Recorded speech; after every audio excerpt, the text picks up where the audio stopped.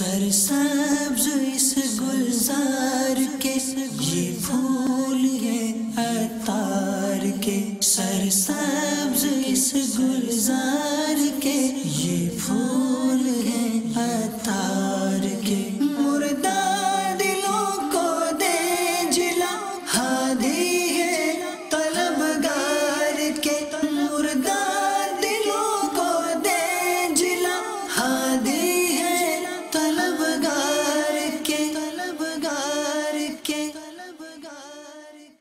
الحمدللہ رب العالمین والصلاة والسلام علی سید المرسلین اما بعد فاعوذ باللہ من الشیطان الرجیم بسم اللہ الرحمن الرحیم الصلاة والسلام علیک یا رسول اللہ وعلى آلك وأصحابك يا حبيب الله الصلاة والسلام عليك يا نبي الله وعلى آلك وأصحابك يا نور الله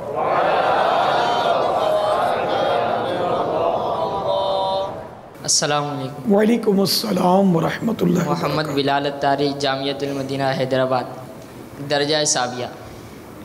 سوال یہ ہے کہ پہلے جب جمعرات اجتماع ہوتا تو 2 بیانات ہوتے، اس کے بعد ذکر بھی، جیسے ابھی کا بنسبت ابھی کے وقفے کے پہلے جو اس کا دورانیہ تھا وہ طویل تھا، اب بیانات 2 کے بجائے 1 اور ذکر بھی مختصر ہو گیا، اس کی کیا حکمت ہے؟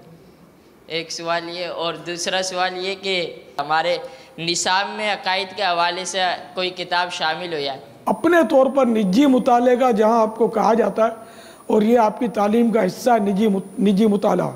فتح رضویہ آپ کے نصاب میں نہیں ہے، بہار شریعت آپ کے نصاب میں نہیں ہے، لیکن آپ کو اس کا کہا جاتا ہے کہ مطالعہ کریں، مطالعہ کریں، مطالعہ کریں، اور بعض اسلامی بھائی کرتے بھی ہیں۔ میں ان کو پوچھوں حاضر ناظر کس کو بولتے ہیں؟ ہاتھ اٹھائے، کس کو معلوم ہے حاضر ناظر کی تعریف؟ ایک ہاتھ اٹھا۔ اچھا، آپ اور بھی اٹھے۔ یہ تو ابھی پوچھوں گا تو پتہ چلے گا کہ اس کے معنی کیا ہے، اور صحیح کس کو معلوم ہے حاضر ناظر کے معنی؟ صحیح، اب وہ تو آپ ہاتھ اٹھا دیتے، آپ کو یوں ہوگا نا میں صحیح ہوں۔ چلیے آپ ہی بتا دیجئے۔ حاضر و ناظر کے ایک یہ پڑھے تھے کہ حاضر فی المدینہ اور ناظر فی کل عالم، یعنی حضور صلی اللہ علیہ وسلم مدینے میں اور مدینے سے تمام تر عالم کو ملاحظہ فرما رہے ہیں، اور جہاں چاہیں جب چاہیں تشریف لے جا سکتے ہیں۔ جواب درست ہے۔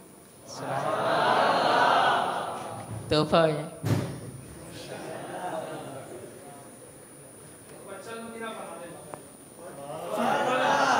اللہ تعالیٰ آپ کو اور برکت دے، اللہم زد فزد ثم زد۔ لے لیے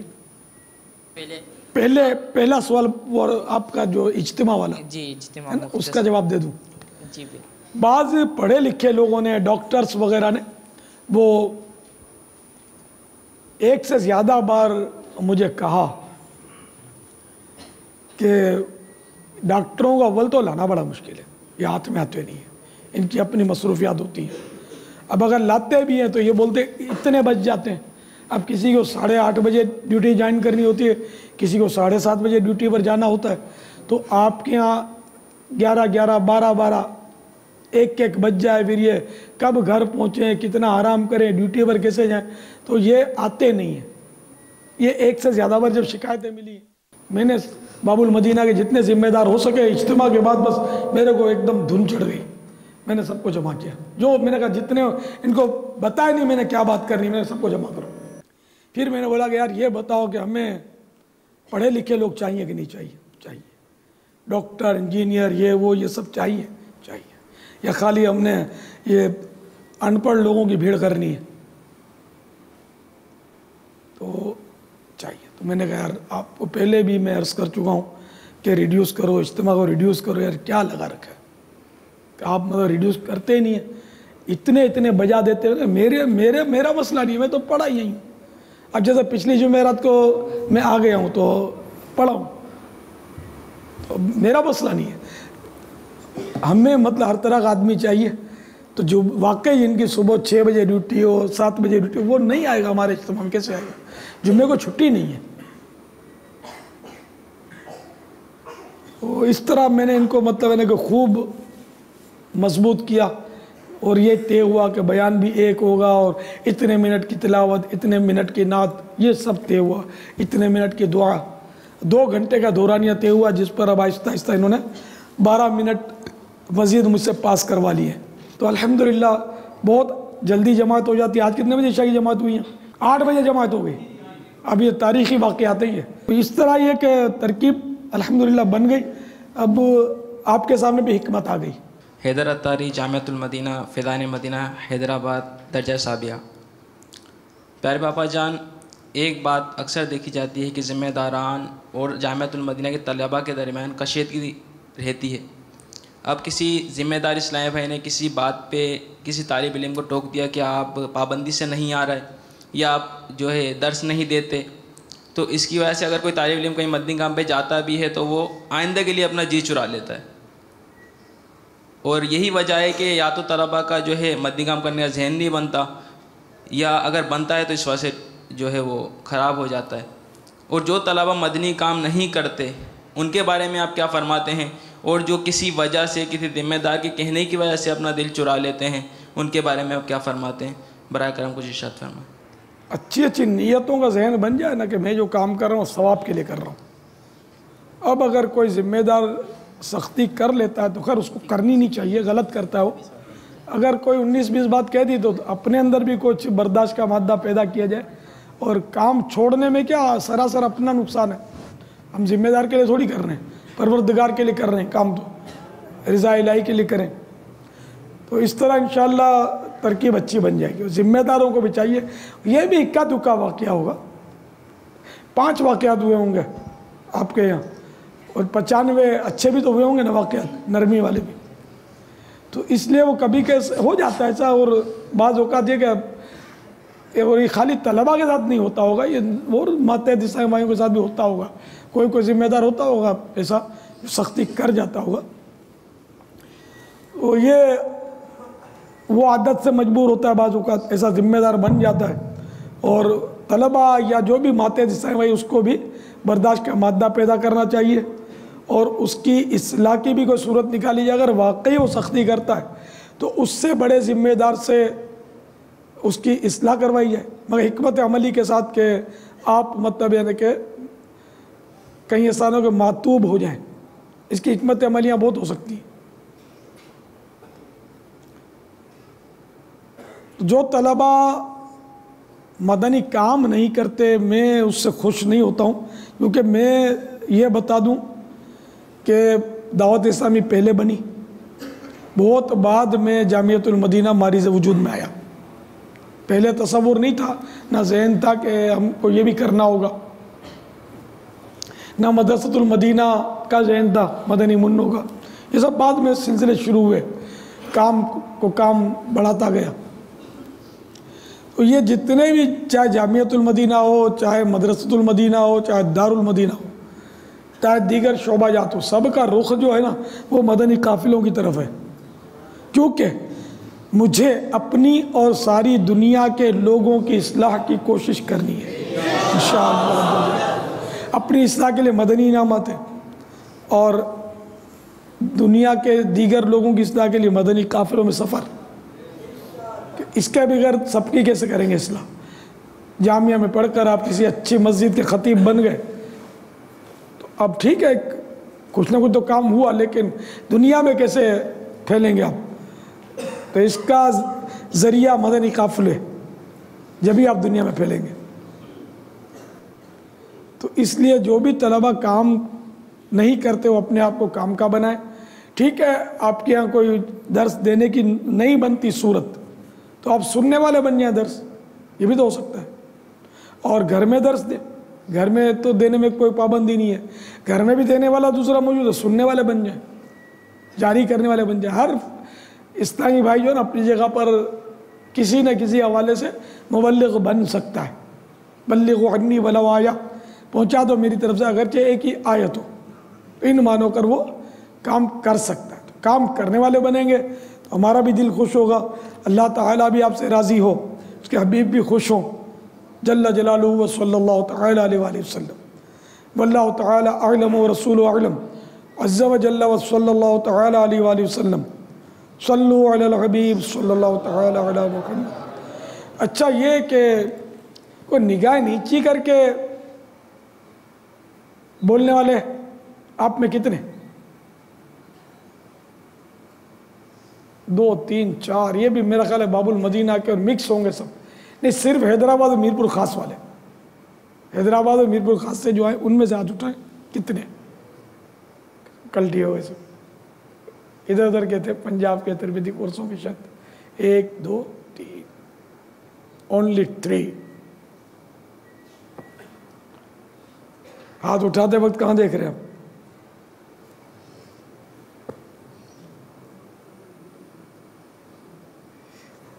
تو ماشاءاللہ یہ کہ آپ کو نیچی نگاہیں کر کے بات کرنے پر قدرت حاصل ہے, الحمدللہ, مبارک ہو آپ کو. تو باقی کب سیکھیں گے؟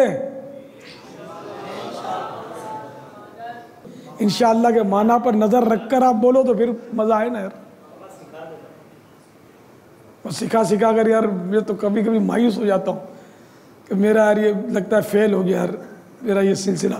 شاید میں کیا مطلب ہے کہ ان کے نیچرل انداز سے ٹکرا گیا ہوں کیا یار, کہ یہ مانتے ہی نہیں ہے.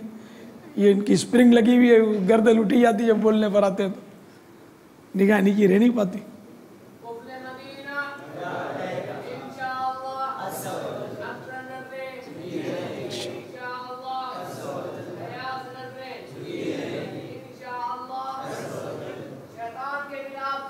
جاری رہی ماشاءاللہ.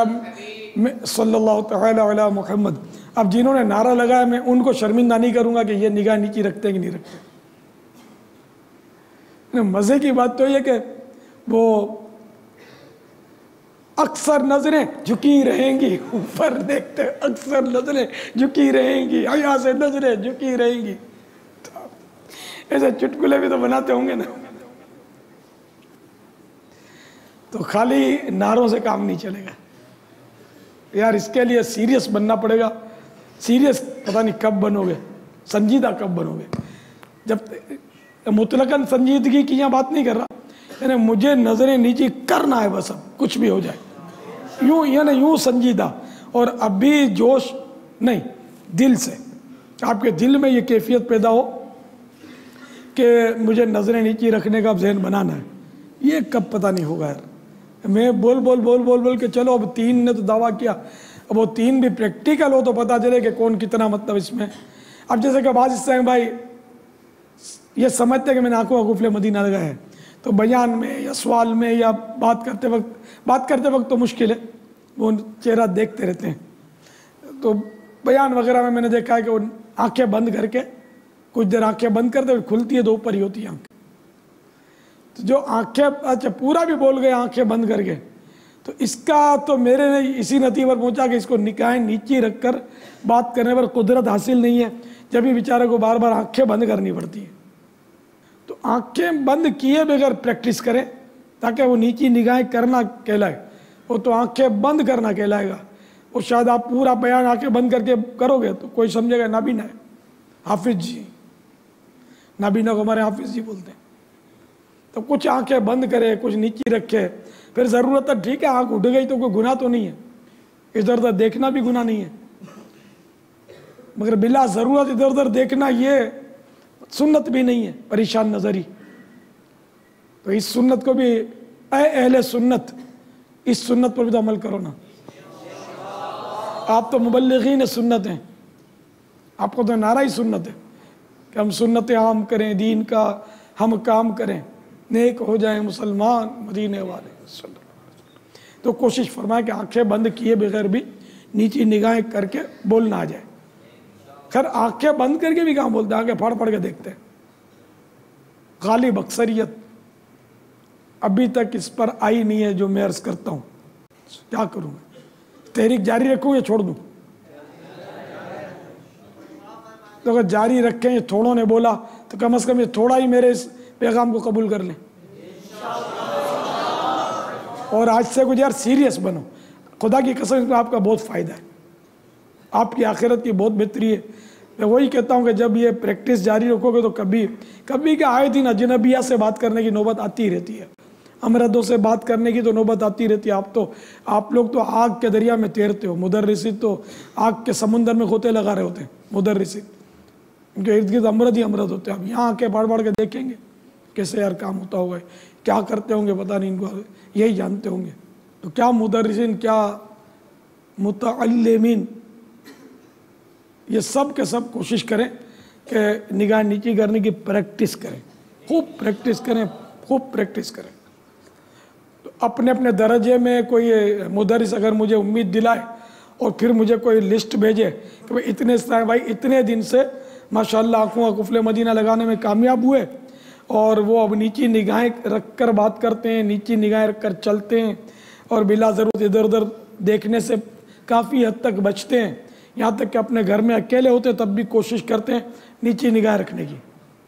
ایسی کوئی لسٹ بھیجیں یار میرا دل خوش ہو, اور میں ہو سکے تو آپ کو تحفہ بھیجوں, لیکن وعدہ نہیں, کیونکہ اب دوسرے شہروں سے آئے پہنچنا مشکل ہوتا ہے وہاں. لیکن مجھے ایسی لسٹیں بھیجیں. رکن شورا مجھے بآسانی میل کر سکتے ہیں, اس طرح بھائی مجھ تک پہنچا سکتے ہیں. حاجی زمزم, ہاں اس کے قائد تو ہمارے حاجی زمزم ہے, مدنی انعامات کا تو ذمہ دار حاجی زمزم ہے رکن شورا کی حیثیت سے. تو وہ ان کو آپ کسی طرح پہنچا دیں, وہ مجھے میل کر دیں. یہ لسٹیں حاجی زمزم کے تھرو بھیجیں. وہ نگاہوں کے قفل مدینہ میں میرے بہت معاون ہیں, ان کو دیکھ دیکھ کر میرا حوصلہ بڑھتا رہتا ہے. مدنی انعامات بھی ان کی وجہ سے بہت عام ہوئے. میں تو حالات ایسے ہو گئے تھے کہ دل چھوڑ بیٹھا تھا. ایک دور ایسا گزرا تھا جو پرانے سہوائیوں کو معلوم ہے. لیکن آپ کسی کی ریس نہیں کریں کہ فلاں رکن شورا ایسا نہیں کرتا, فلاں ہمارا ڈویژن ذمہ دار نہیں کرتا, یہ نہیں کرتا, اس کی ریس نہیں کریں. خواہش سبھی کی ہوتی ہوگی کہ کاش ہمیں آنکھوں کی حفاظت نصیب ہو جائے, نہیں کر پاتے, لیکن زمانہ کوشش ہے نا. وہ آپ نے وہ تیمور لنگ کا واقعہ سنا ہوگا کہ وہ شکست کھا کر, ہار کر, کچھ سپاہیوں کے ساتھ ایک غار میں پناہ گزین ہوا. اس میں اس نے دیکھا کہ ایک کیڑی چاول کا دانہ لے کر دیوار پہ چڑھتی ہے گرتی ہے, دیکھ کر چڑھتی ہے گرتی ہے, کئی بار وہ گری اور چڑھی, آخر کار وہ اپنی منزل پر چھت وغیرہ جہاں اس کو جانا تھا پہنچ گئی. تو اس نے اس کیڑی سے سبق حاصل کیا, چونٹی سے, کہ یار اتنی سی حقیر چونٹی ہمت نہیں آ رہی, اور آخر کار یہ اپنا میں نے کہ جو بھی مارکا تھا وہ سر کر لیا, اس نے حاصل کر لیا مقصد. تو میں اور مرد کا مرد ہو کر یوں بزدل کی طرح چھپ کر بیٹھ گیا, کوششیں چھوڑ دی میں نے, ہمت ہار کے بیٹھ گیا. اس نے بچے کچھ سپاہی جمع کیے اور پھر ایک زوردار حملہ کر کے اپنا جو کھویا ہوا راج تھا وہ حاصل کر لیا.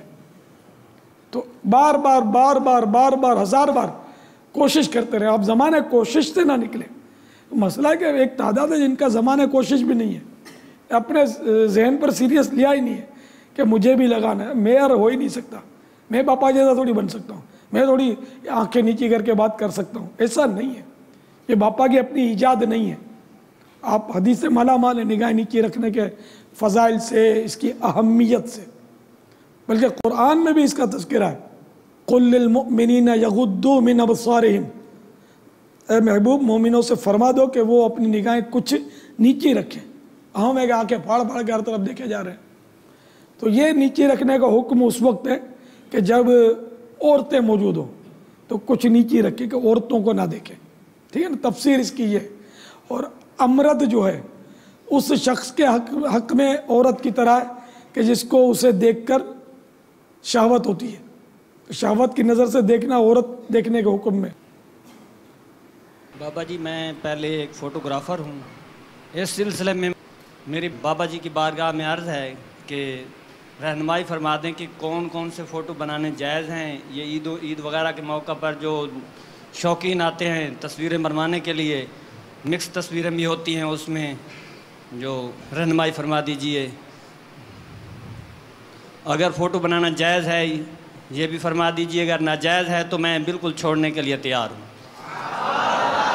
दुकान जो है आप भी मेरी पीछे ओपन है, खुली हुई है। वहाँ जो है इस्लाम भाई एक दूसरे की ड्यूटी लगाई थी कि एक बंदा भी उसे खड़ा के दिया था कि तूने इसकी जो है ना निगरानी करनी है, जिसने मुझे यहाँ तक जो है ना तैयार किया है यहाँ तक पहुँचने के लिए। कहाँ से तशरीफ लाया? मुल्तान शरीफ से, माशाअल्लाह। मदीनतुल औलिया मुल्तान शरीफ। मरहबा जी आया नू।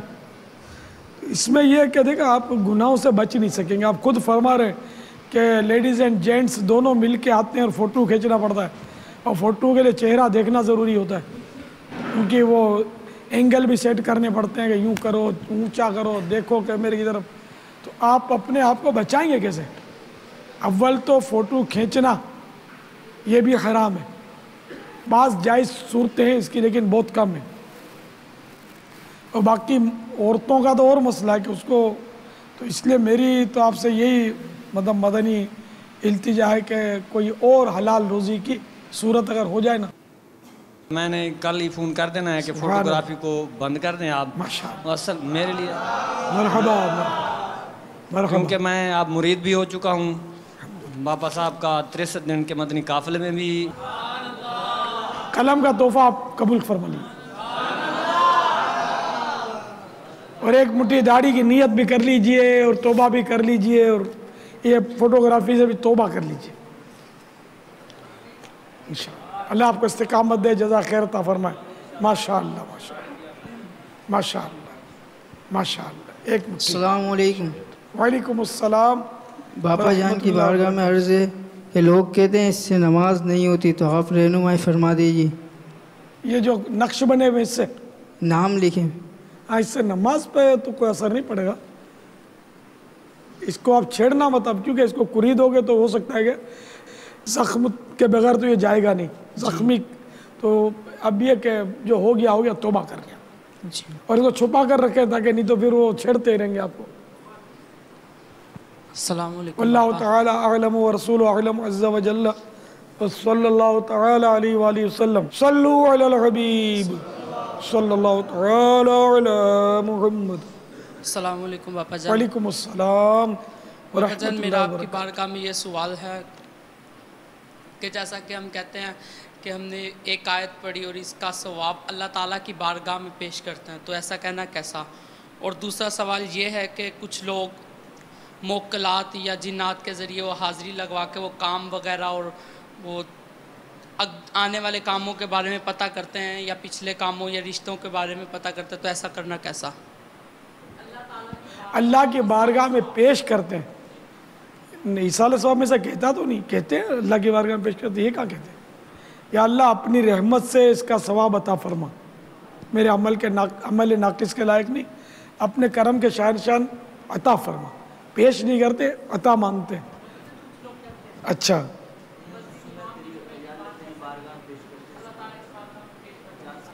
तो हरज इसमें भी नहीं मालूम होती कोई। यहाँ नीयत था वो ईसा अलैहि सवाब की थोड़ी कि अल्लाह को ईसा अलैहि सवाब कर रहे हैं। तेरी बारगाह में मेरे टूटे फूटे अमाल पेश है, अपने करम से कबूल कर ले इसको, कोई हरज नहीं इसमें। जिन्नात को गैब का इल्म नहीं होता, इसको ये ख़बर पूछनी नहीं चाहिए गैब का। इसको सवाल करना गैब का, गैब की ख़बर पूछना ये हराम है। जिन्नात को गैब की ख़बर पूछना हराम, और जिन्नात को इल्म गैब जानने वाला, गैब दान जानना ये कुफ्र, ये इल्म गैब होता है जिन्नात को ये मानना कुफ्र है, और कुरान के ख़िलाफ़ है। कुरान में इसका इनकार है कि इल्म गैब ये नहीं इसको।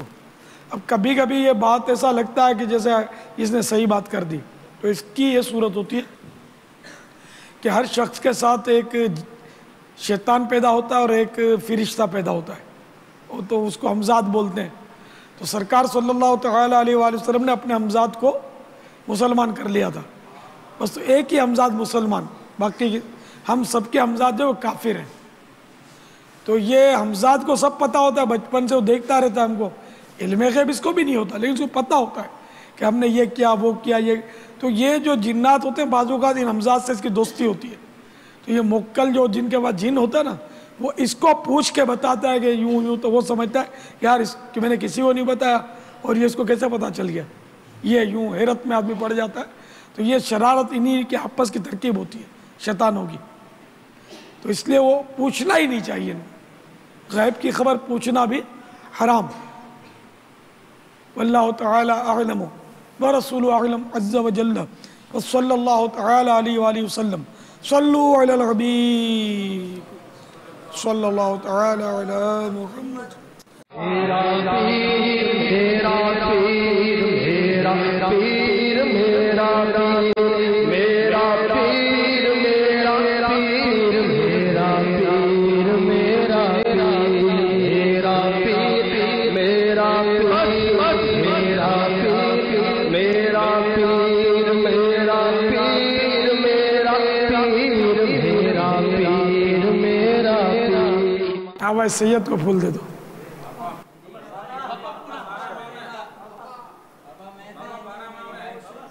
یہ بھی اور امام والے بھی. سرسبز اس گلزار کے یہ پھول ہے